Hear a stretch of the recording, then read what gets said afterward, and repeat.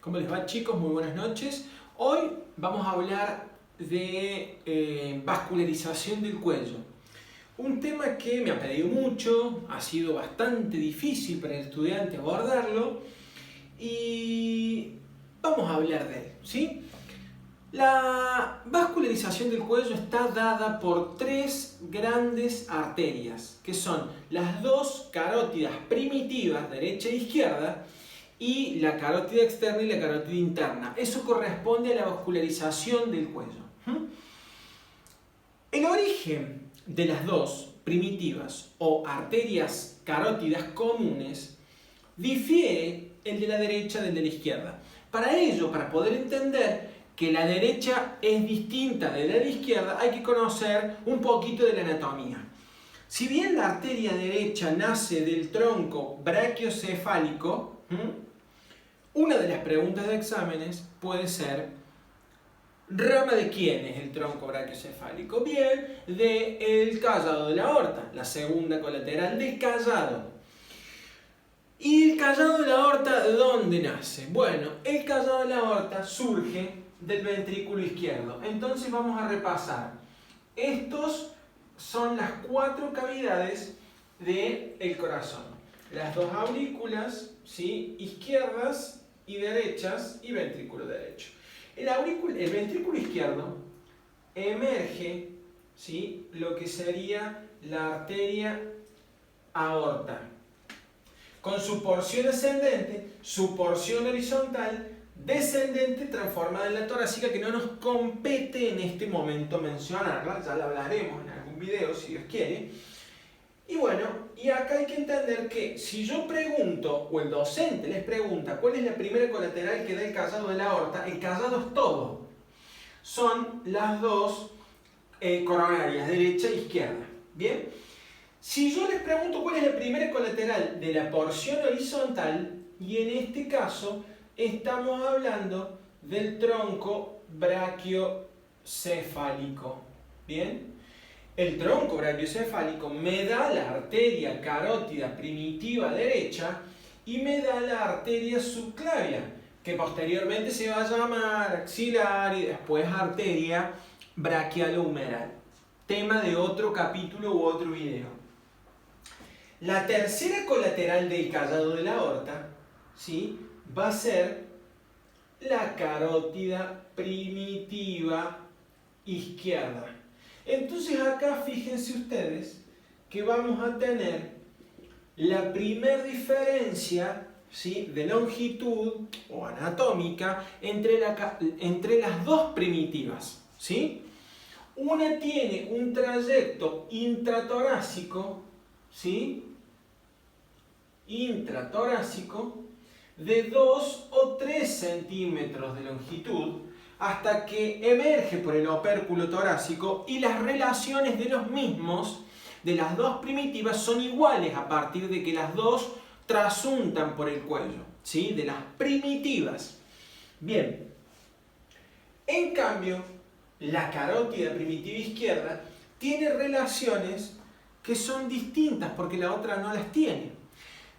Nace en la convexidad de la porción horizontal del callado de la aorta y se encuentra por detrás del plancton esternal y del tronco venoso, guarda, brachiocefálico izquierdo. No dije tronco brachiocefálico, dije tronco venoso brachiocefálico izquierdo, ¿sí?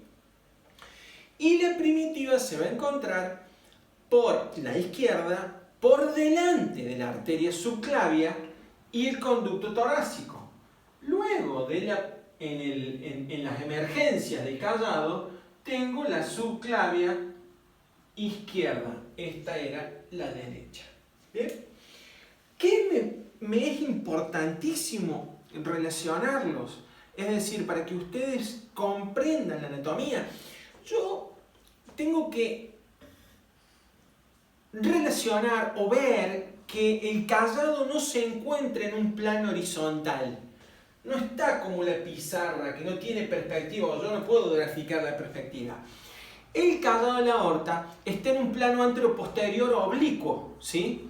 Es decir, que emerge del ventrículo, se dirige hacia atrás, hacia arriba y hacia atrás, hace el callado y terminaría acá. Entonces yo puedo entender que el tronco brachiocefálico está hacia anterior y la arteria primitiva izquierda está por detrás y hacia medial, y por detrás tengo la arteria subclavia, clarísimo como el agua. Ahora podemos hablar de las relaciones que va a tener la arteria carótida primitiva, ¿sí? Bueno, vamos a borrar esto y vamos a empezar a graficar algo como para que ustedes vayan entendiendo y que no se les complique. Son iguales a ambos lados, no olvidar. Yo tengo arteria carótida primitiva, ¿sí? Hacia anterior, sus relaciones son y de superficial a profundo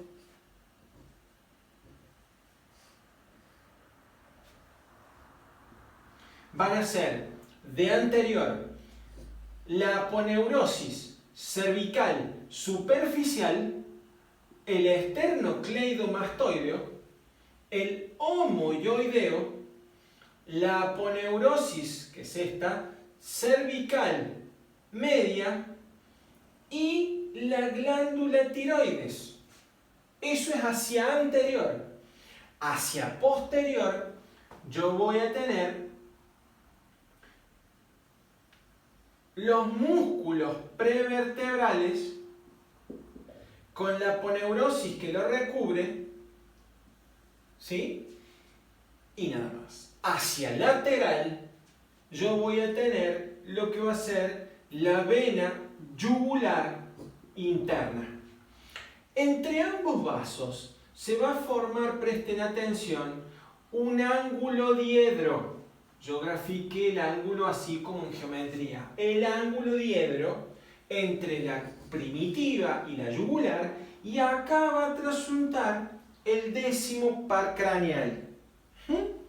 Esto sería si yo hiciera un corte transversal del cuello a nivel de la séptima vértebra cervical.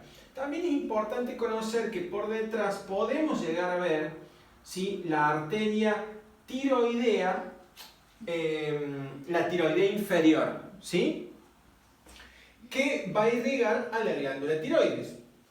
No olvidar que el cuerpo de la tiroides, ¿sí?, acá estaría la comunicación entre el istmo y acá estaría la misma glándula, o sea, ustedes recordarán, ya lo veremos, tiene forma de H unida por un istmo. Bien, me va a estar por delante de la primitiva. Esto va a ser un corte tomográfico, como si yo lo viera, hago el corte transversal y lo veo desde arriba, ¿sí? Esto es anterior y esto es posterior. Bueno, bien, una vez que seguimos en el trayecto de las carótidas primitivas, tenemos que llegar, o ella llega, ¿sí?, para hablar más correctamente, al lugar donde se encuentra el cartílago tiroides, ¿sí? Según la literatura, Rubier nos dice que 1 centímetro por arriba podría encontrarse también la bifurcación de la carótida primitiva en una interna y en una externa, ¿sí?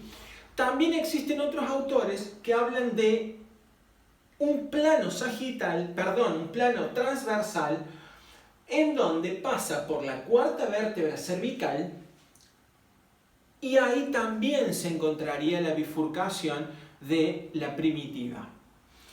Todos están bien, son diferentes perspectivas, diferentes corrientes, francesa, norteamericana.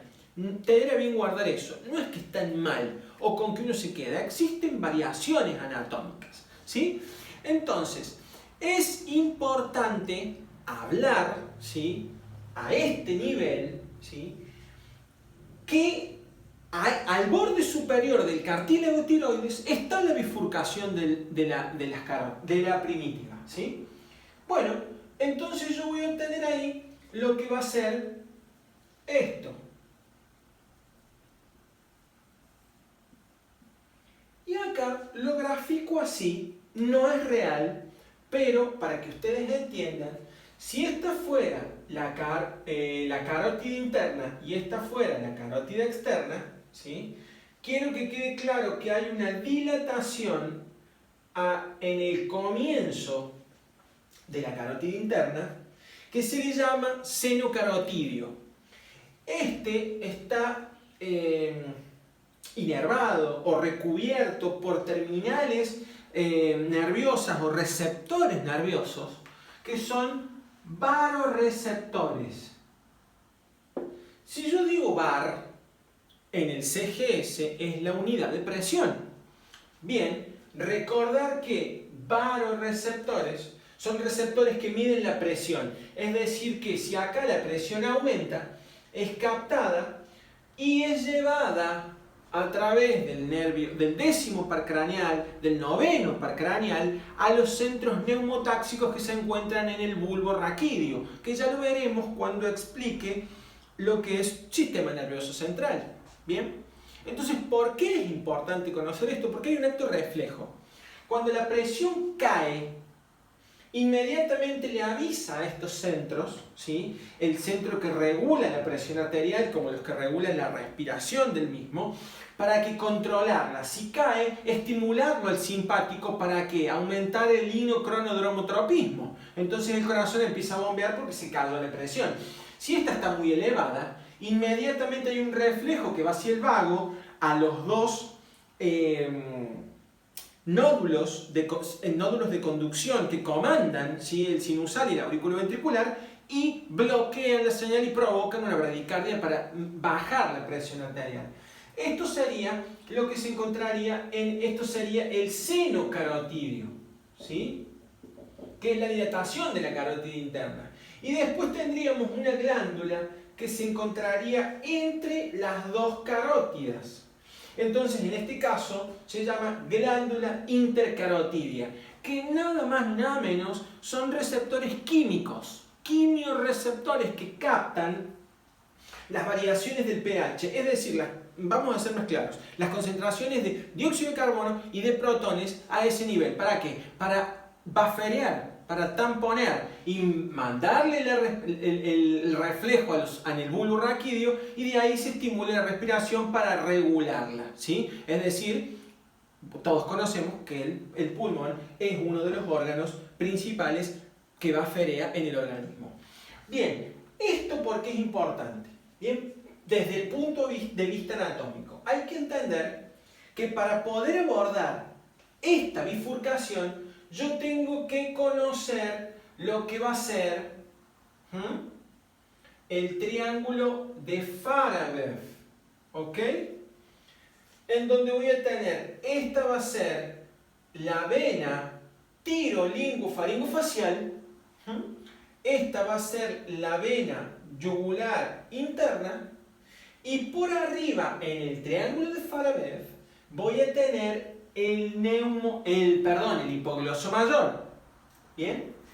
Este es un triángulo, como verán, de base superior y vértice inferior. Este es el lado anterior y este es el lado posterior. Ahora, ¿qué es importante conocer en el contenido de este? Ya voy a hablar del triángulo de Bouillon, que es exactamente lo mismo que este, solo que cambia uno de sus lados. Cuando emergen, o sea, cuando aparece la bifurcación, la interna no es interna, está del lado externo y hace un pequeño trayecto de 1 centímetro o 2 del otro lado, o sea, se hace externa. Y después de que pase ese trayecto, obviamente, las dos se invierten. La externa pasa a ser interna y la interna externa. O sea, como que hace un pequeño rulito que después se desdobla y siguen cada una por donde debería de ir, es decir, externa es externa e interna es interna. Entonces, ¿por qué es importante acá? Porque yo puedo acceder a las dos, pero tengo que saber que están invertidas, o para ligarlas o para hacer algún tipo de abordaje quirúrgico, ¿no? Bien, dijimos recién que el triángulo de Bouillon, el de Farabeuf, que eran lo mismo. Usted me va a decir, pero ¿cómo? ¿Cómo es esto? Bueno, muy buena pregunta. Esto es muy sencillo. La base superior, en este caso del triángulo, no está formada por el hipogloso mayor, ¿sí? Está formada por el vientre posterior del digástrico. Es decir que sería un poquito más profundo, ¿sí? El triángulo de Bouillon. Este estaría un poquito más superficial, ¿se entiende? Pero es lo mismo. Es un reparo anatómico para abordar quirúrgicamente esta zona. ¿Bien? Ahora, teniendo en claro esto, vamos a hablar de lo que sería la carótida interna, ¿sí? Con su recorrido, sus relaciones. Vamos a hacer de cuenta, la carótida interna atraviesa desde el borde superior lo que sería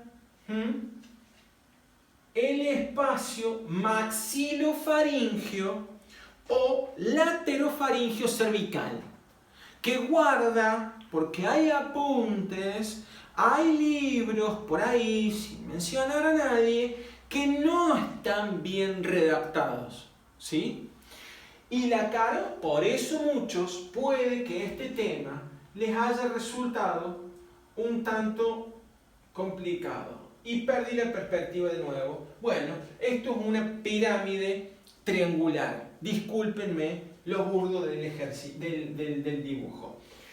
Una vez que la carótida interna atraviesa toda la región laterofaringea cervical, penetra en el conducto carotídeo.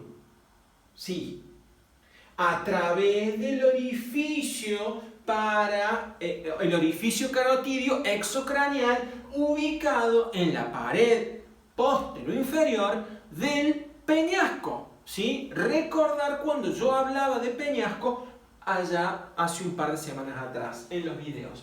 Bien, entonces, ¿qué hacía la carótida? Ya vamos a hablar de esto porque quiero mencionarlo y que quede claro. Cuando atravesaba la región maxilofaringea. Bueno, una vez que ingresa al seno carotídeo, sigue y hace un acodamiento. Un acodamiento que lo hace hacia atrás, después lo hace hacia adelante y ahí es donde ingresa a lo que sería el seno cavernoso. ¿En dónde el seno cavernoso? Y en las paredes laterales de lo que sería el cuerpo del efenoides o lateralmente la silla turca. ¿Recuerdan el efenoides? Estamos engarzando y articulando lo que es la anatomía. ¿Bien? Entonces, aquí me hace el primer codo, ¿sí? Que algunos autores lo llaman el codo de sifón y otros lo llaman el doble codo de sifón porque recuerda un sifón, ¿sí? Nada. Eso es lo que yo puedo ver o percibir, ¿sí? Cuando yo hago una angiografía de la región, ¿no es cierto?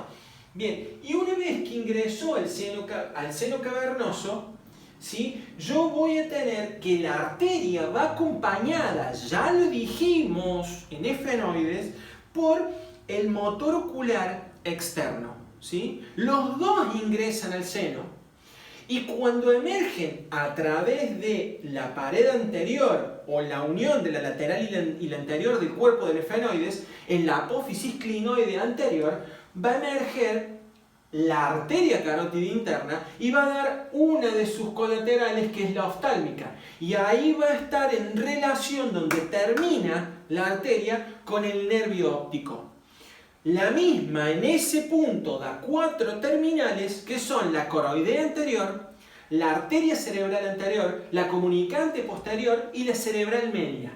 Ahí terminaría nuestro trayecto de la arteria carótida interna. Pero yo dejé algo en el tintero que es el espacio maxilofaringeo. Ustedes es importante que lo conozcan, que presenta 3 paredes. ¿Sí? Una pared medial, una pared lateral y una pared posterior. Es decir, que estamos hablando que son 2 triángulos de paredes posteriores con una pared así. Pared lateral, interna, medial y externa. Ese es el espacio que atraviesa toda la carótida interna. En la pared medial, ¿con quién va a estar en relación? Y, muy sencillo, con la faringe. Y las aletas de Charpy, ¿sí? Hacia el lateral voy a estar en relación con el ángulo mandibular, con la parótida, la glándula parótida, con el músculo macetero, con los músculos pterigoideos y la aponeurosis pterigomaxilar. Y por último, voy a tener el esternocleidomastoideo con su aponeurosis superficial recubriéndolo. ¿Sí? Bien, con eso terminamos lo que es la arteria carótida interna. La carótida externa, ¿sí? Que es un tanto, tal vez para algunos más difícil, creo que las dos están en nivel de complejidad igual, pero la carótida externa tiene dos trayectos. Uno de ellos es cervical y el otro es cefálico. El cervical se va a relacionar hacia adelante, ¿sí?, con el esternocleidomastoideo, ¿sí?, y con la aponeurosis superficial. También se va a relacionar con el nervio hipogloso mayor. Y también se va a relacionar con el tronco venoso tirolingofaringofacial. Tronco venoso. Recordar. ¿Bien? Hacia medial yo voy a tener acá la faringe. ¿Bien? Y hacia posterior, ¿sí?, vamos a tener los músculos prevertebrales con la aponeurosis que la recubre. Una vez que pasado esto recuerden que es un corte horizontal o transversal, como si lo viera en un tomógrafo para ver a la carótida externa. Bien, yo entender que esto es anterior, esto es posterior, ¿sí? Llego en su recorrido a la porción cefálica, que a mi entender es la más sencilla de todas. ¿Por qué? Porque llega al borde inferior del vientre posterior del digástrico. Imagínense lo que es para mí hablarles a ustedes que todavía no han visto músculos supra e infrayoideos. Es complejo, porque hay que armar todo este rompecabezas para entenderlo y no olvidárselo nunca más. Entonces, dijimos que ingresaba, ¿sí?, por debajo del vientre posterior del digástrico y se dirigía hacia adelante para atravesar lo que sería el diafragma estiloideo, ¿sí? Todos ya sabemos, lo voy a aclarar ahora, ¿sí?, ¿qué es el diafragma? Es lo que sería el ramillete de Riolano junto con la aponeurosis, ¿sí?, estilofaringea, ¿sí? Entonces, ese diafragma lo atraviesa e inmediatamente después, si yo pienso, y acá tengo la apófisis estiloides, ¿sí?, el vientre posterior del digástrico, ¿sí?, que venía por acá, ¿sí?, bueno, atraviesa esto, acá voy a tener la glándula parótida, ¿sí?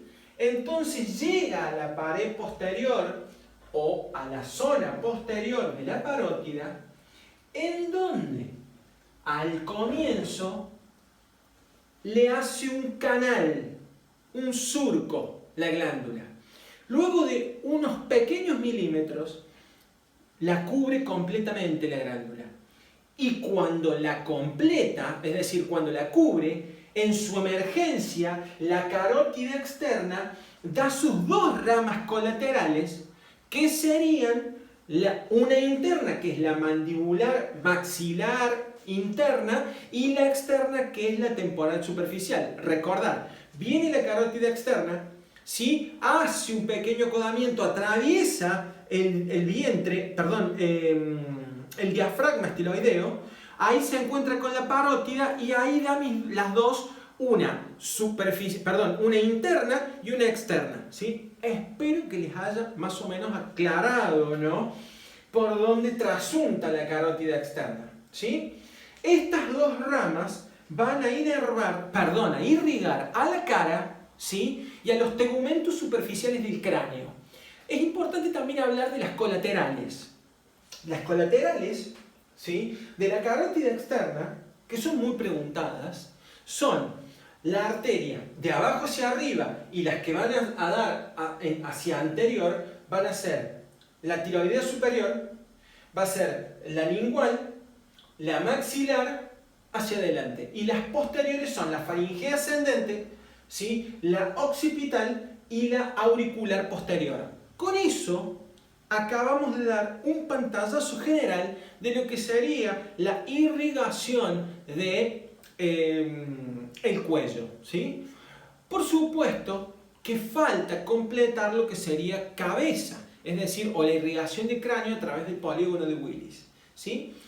Este es un tema que me pidió alguien, sí, a través de Instagram, y va para ella, Mondino, no me acuerdo su nombre, pero espero que lo disfrute, que le ponga me gusta, que lo comparta, y ha sido un placer. Voy a continuar con otro videíto que tiene que ver con las regiones, ¿sí?, de estas que no son lo mismo y que para algunos apuntes sí, no es lo mismo, ¿está bien? Ahora, también voy a subir otro videito referido a la articulación femorotibial. Espero que tengan muy buena noche y lo hayan disfrutado. Un saludo muy grande.